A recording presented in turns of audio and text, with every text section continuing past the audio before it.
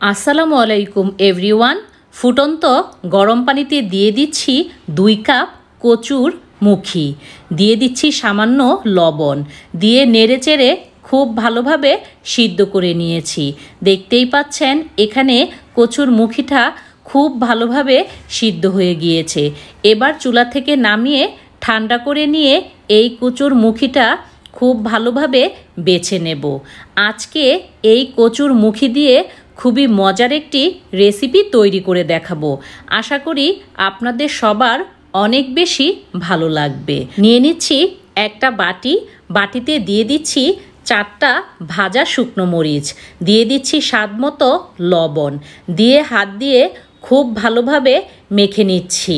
আজকের এই রেসিপিটি কে কোথা থেকে দেখছেন অবশ্যই কমেন্ট করে জানাবেন।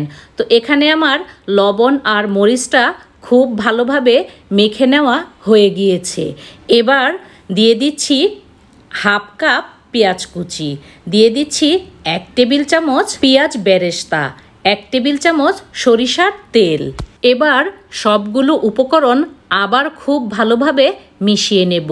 বাটাবাটির কোনো ঝামেলা ছাড়াই হাত দিয়ে আজকে আপনাদের কচুর মুখির ভর্তা তৈরি করে দেখাবো।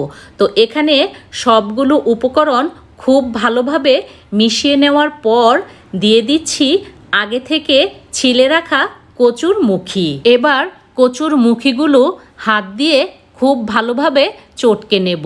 এইভাবে একবার কচুর মুখির ভর্তা করে আপনারা গরম গরম ভাতের সাথে যদি খান তাহলে এর স্বাদ ভুলতে পারবেন না।